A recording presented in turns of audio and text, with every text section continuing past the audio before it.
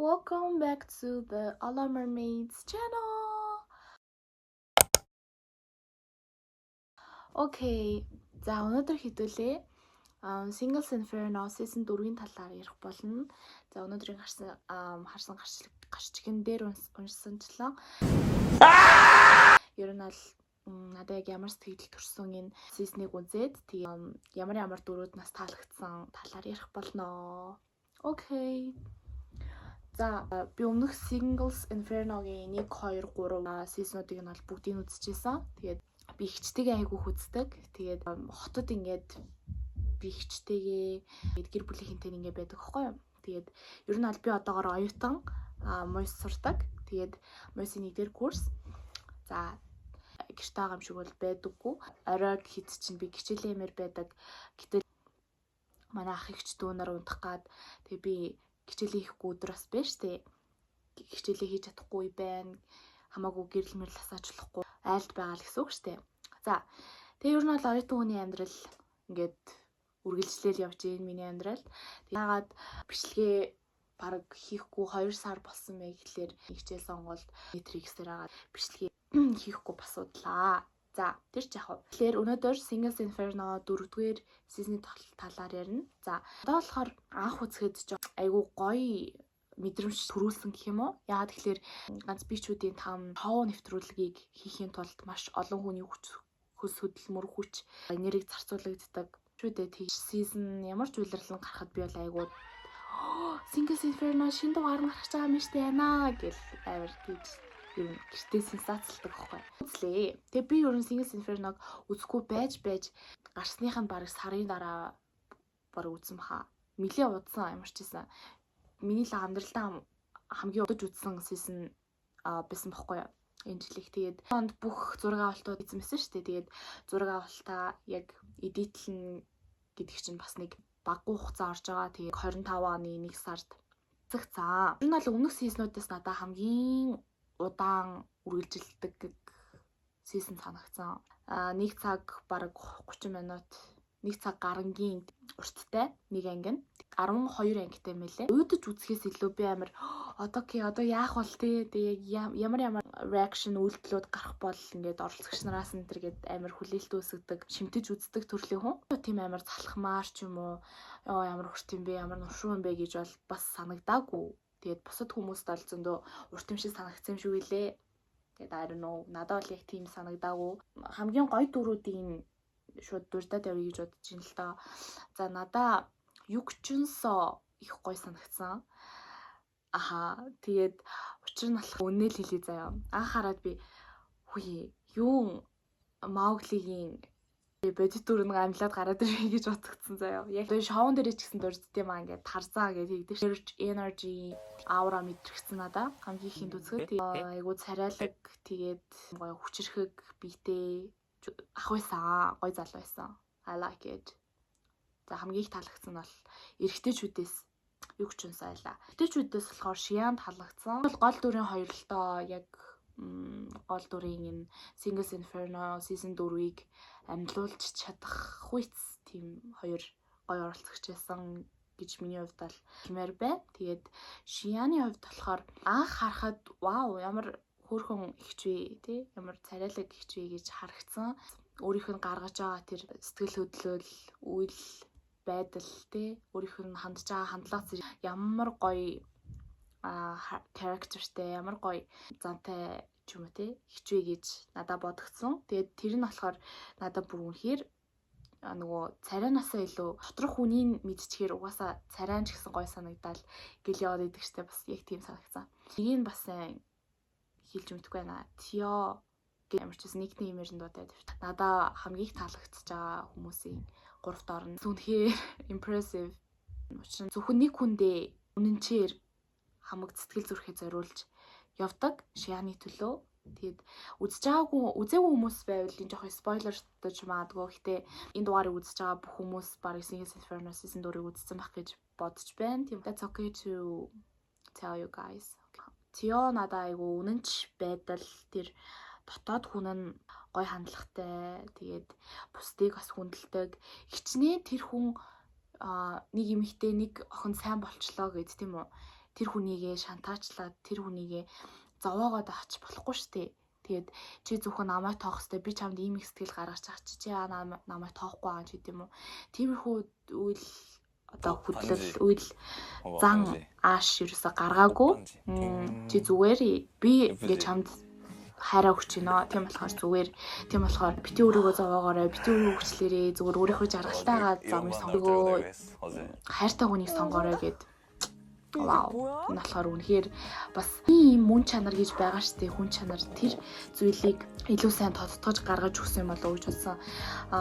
Одоо жишээ нь Ромео Жулиет дээр нэл жүжиг штэ. Тэгээд жүжигэн дээр гардаг дөрүүд бол мөний ертөнцид ер нь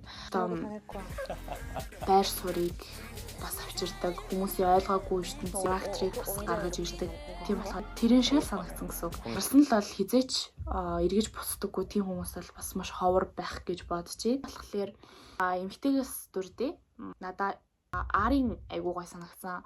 Яагаад тэгэхээр гаднах төрхөнд нь айгуу анхаарлыг татсан байхгүй юу? Айгуу хөөрхөн тухайн хүн нэг хүнийгээ л гэсэн бол ингээд нэг хамаг сэтгэлээ зориулаад те хайрлаж чаддаг тийм хүн шиг санагдсан. Дунуу байгаа штэ тий басуудыг хуйлруулж чадсан. Тэр эрэхтэй бол халагцаа. Тэгээд Арын дунуу нийлээд ингээд явах тэр үед үнэхээр тэр хоёрыг аваад үнсээ тэр юм санагдсан. Яалтчгүй. Тэсэн дөрвөөс юу нь бол яг энэ тавл хамгийн сэтгэл дойроос нь туссан минь сэтгэлийг хөдөлгөж чадсан юм уу да? Одоо хамгийн гоё мөчүүдээсээ ярил л да. Надаа ингээд гүн сэтгэл төрүүлсэн. Надаа айгүй эхний утсыг ингээд хөдөлгөж чадсан тийм мөчийг энэ Singles Inferno season 4-өөс дурдаад явъя гэж бодож байна. За айгүй фан хэсгүүдтэй байсан. Гэтэ хамгийн надаа гүн туссан нь болохоор Чиян Жүнсөө хоёр ингээд Paradise руу явдаг штэ Диважинлоо. Тэгсэн чинь ундах гад хөвтөж байх үедээ Жүнсөө Южинтэй хамгийн анх болзоонд явсан штэ Paradise руу гэд шууд ингэ сонгоод тэгсэн чинь дараа нь болохоор Чианыг сонгоод ингээ 2 удаа дараалж хотноссон байхгүй юу. Тэгэхээр тэр үйл явцнаас вау гэж бас бодогдуулсан. Тэгээд хамгийн гол нь тэр хоёрын ингээд атмосфер одоо харилцаж байгаа тэр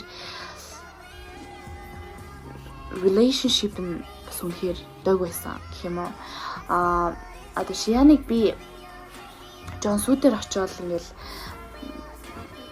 тэгээ Жонсууг л сонгочих байх гэд final decision дээр харж исэн чинь үгүй Жонсоог сонгосон. Тэгээд надаа болохоор тэгэхээр яг тэр зөв үерхлээ олсон байна. Зөв одоо сэтгэл төрүүлж чадсан хүнтэйгээ илүү өөрийг нь тийм гоё өөрийнхөө байлгаж чаддаг хүнтэй татнастай мэн гэж ойлгосон.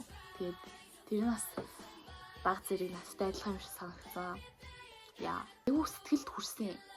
Бүх оролцож байгаа оролцогчид өөр ингэсэн характертай, өөр ингэсэн зан ааштай, сэтгэл хөдлөлтэй бие авч явах, өөрийгөө илэрхийлэмж нас өөр төрлийн хүмүүс байсан. Яг хин хинийгаа сонгох бол, хин хиний сонирхох бол гэдгээс айгүй чухал, бас айгүй сонирхолтой.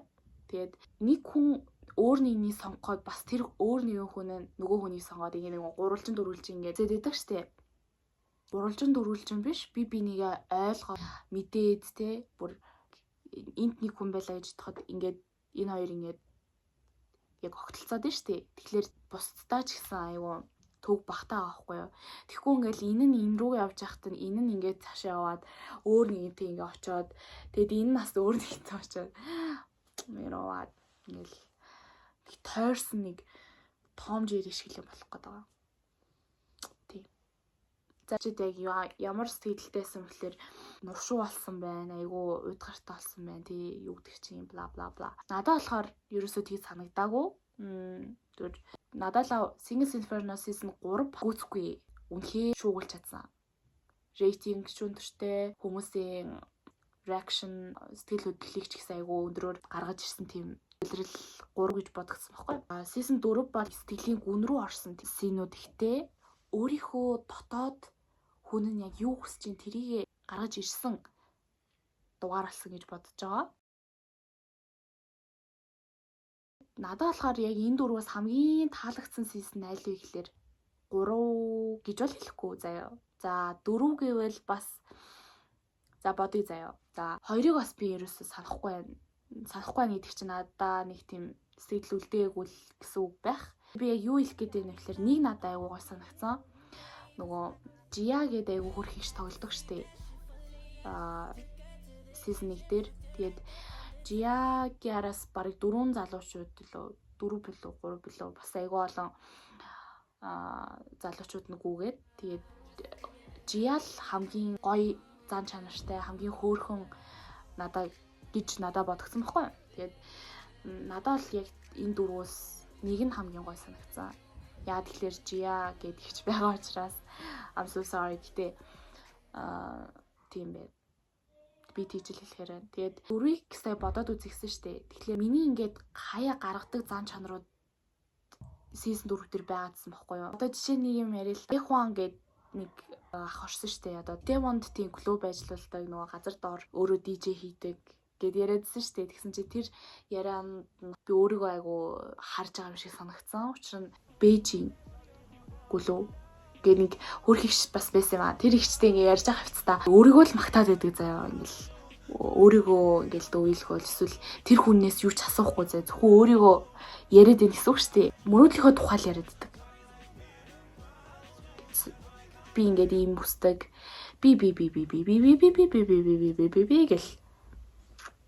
Тэр нас айгуу сонио санагцсан. Тэгээд үүнийг ингээд шоу нэвтрүүлгээс ингээ харахад мэдээж ихтэйдэн ч ихсэн айгу хүнд байгаа штэ. Харахнаа өөрийгөө яриад байгаа хүн чинь ямар л тийм гой санагдахав тий нөгөө харьцаж байгаа хүн дээ. Энэ бүхнийг бас шоун дээр гаргах гад те үзэж байгаа хүмүүс ч гэсэн нэрээ энэ болохгүй мэн. Болохгүй зүйлийг болохгүй гэдэг өнцгөөс нь харуулж өгсөн юм шиг санагдсан.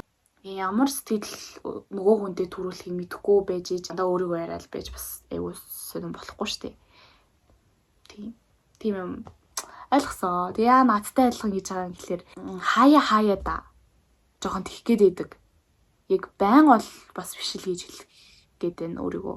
Отхон жаргал гэдэг хүн зүгээр хүнтэй харьцаж байхдаа тий зөвхөн өөрийгөө ярих биш. Бас нөгөө хүнээсээ ч гэсэн асуулт асуугаад нөгөө хүнийхээ ч гэсэн мэдрэмжийг мэдмээр нэрхсэн зүйлийг нь асуухад ерөөсөө буруутдаггүй байна гэдгийг ойлгосон байхгүй. Гарагийн ярих зүйл маань болохоор Шияны character шиг ярьцгаая. Хамгийн хөөрхөн нь л ер нь Шиян байсан гэж бодож байгаа. Ямар ч нөхцөл байдалд гаргаж байгаа зан аш төрхөн нүдэнд дулаахан тий. Нэхэр их ч гэсэн нэг тийм чин сэтгэлээсээ инээдэг хүн шиг санагдсан. Тэгээд тэр их чиг ингээд бусдын анхаарлыг татаж чадна бодогдуулахаар хөрхийгч байсан. Энэ бүгдээс дүгнэж хэлэхэд заяа тийгээ дуусгах байна. Тийм болохоор хүн бусдыг бодож явах хэрэгтэй. Би хичнээн тэр хүн сайн байлаа гэ тэр хүн заавал намайг сонгох халавгүй гэж гих мэдрэмжийг бас төрүүлэх хэрэгтэй. Би чи хэнийг нь сайн болчоод тэр хүндээ аяг сэтгэл гаргаад тэгээд сэтгэлийнхаа хариунд өөрөө бас юм авах гээд байвал хэний ч сонирхлыг бууруулна. Тийм болохоор энэ хайртай хүн гэдэг бол зөв хүндээ л хайраа гаргадаг гэх юм уу. Гэхдээ Жонсу бол 3 охинд ингээд яг адилхан респектлээд те амар хүндэтгээд амар халамжлаад care хийгээд яваадсан болохоор Шиягийн жоохон дөрвөн хөргсөн байж магадгүй би бол тийж бодож байгаа. Тийм болохоор Жүнсог сонгосон бас нэг сонголтынхаа шалтгаан нь тэр байжсэн байж магадгүй. Зөв хүндээ зөв хайраа зорцуулаад зөв хайраа зориулаад тэр хүнийгээ 50 байлгах. Хамгийн гол нь тэр хүнийг зовоохгүйгээр тэр хүнийг ч гэсэн ойлгох, бодох ёстой байна гэдгийг ойлгосон байгаа. Өнөөдрийнхөө бичлэг маань энэ хүрээд өндөрлөж байна. Тэгээд хамт байсанд баярлалаа. Та нар Singles Inferno-гийн юу нь хамгийн их таалагдсан бэ? Ямар сэтгэл чам төрсөн бэ? Тэднийгээ бас хуваалцаарай. Тэгээд дараагийн бичлэгээрээ уулзлаа. Түр баяртай.